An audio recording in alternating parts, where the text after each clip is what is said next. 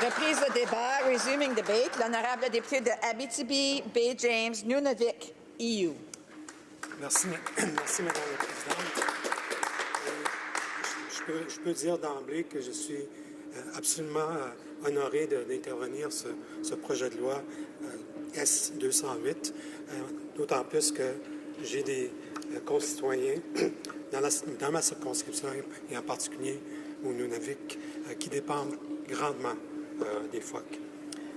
Over this past week, Madam Speaker, it has been obvious for us here in the South to feel the changes of spring returning to the land.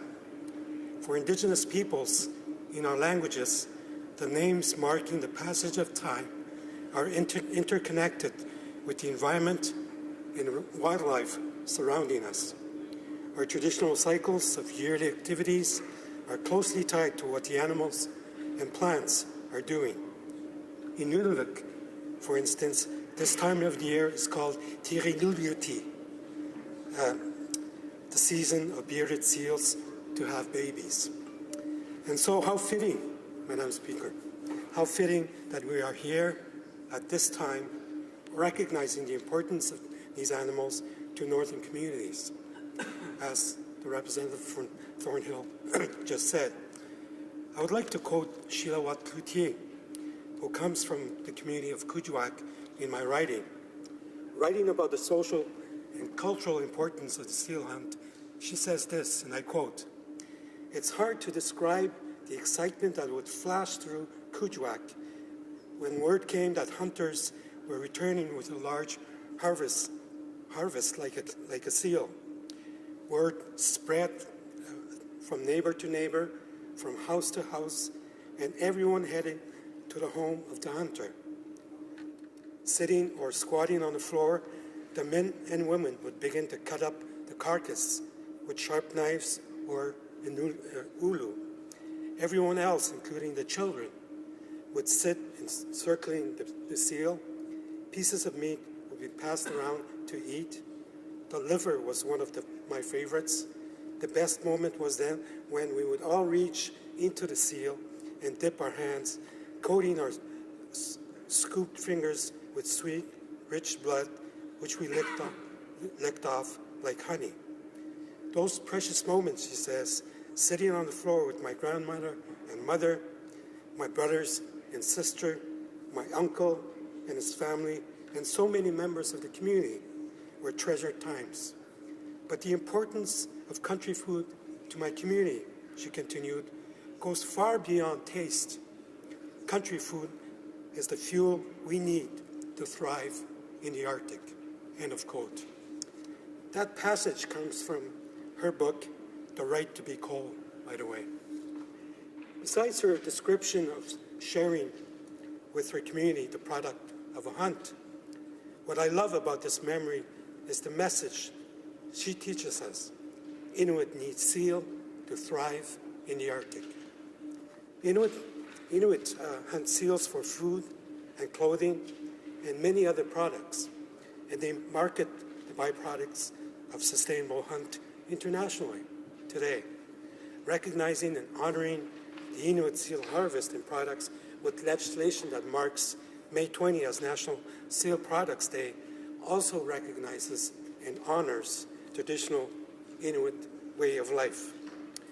The UN Declaration on the Rights of Indigenous Peoples affirms in Article 20 the right to maintain and develop Indigenous political, economic, and social systems or institutions, to be secure in the enjoyment of their own means of subsistence and development, and to engage freely in all of their traditional and other economic activities.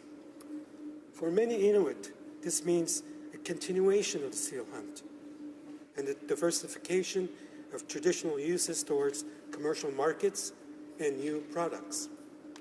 Colonizing society, organizations, and governments violate that inherent right when they attempt to place misinformed restrictions on seal products, restrictions that have caused immeasurable harm to Indigenous communities across the North.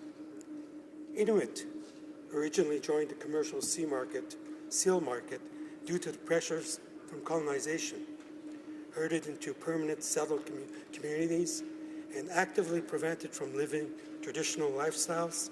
Sled dogs were shot by RCMP, and Inuit turned to the monetary economy to buy fuel for their snowmobiles and to survive. The banning of products from the Inuit hunt caused economic devastation, and I can add this, Madam Speaker, personal humiliation among Inuit communities.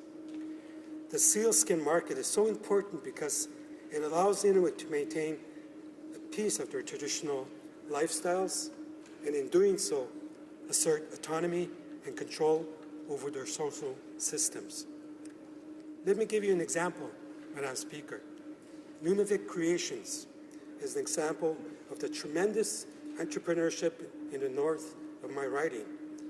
The award-winning company employs Inuit women from various communities across Nunavik as seamstresses, designers, creative analysts, sample makers, pattern makers, and in administrative roles promoting Inuit culture through their unique garments.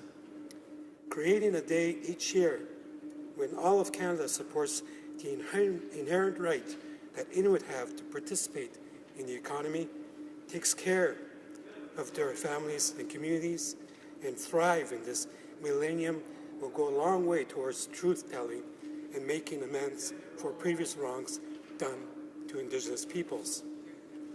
Indigenous peoples, as stewards of their territories, have the obligation, Madam Speaker, to care for the land and for the waters.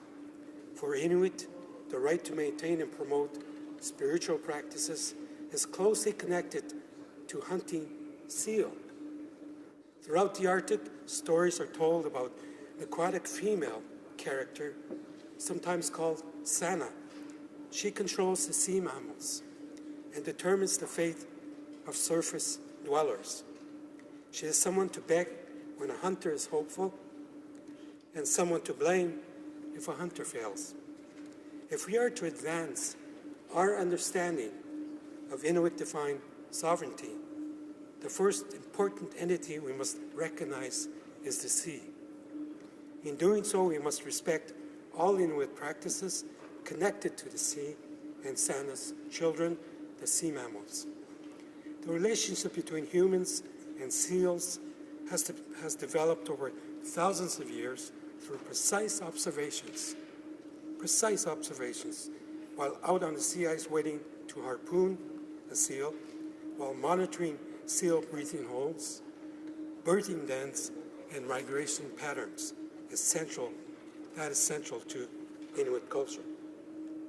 So, Madam Speaker, I am proud to stand in this House and say that I fully support Bill S-208, this legislation that supports the inherent rights of the Inuit to maintain their social, cultural, political, and economic relationship to the seals, to Sana, and to the sea. Thank you, Madam Speaker.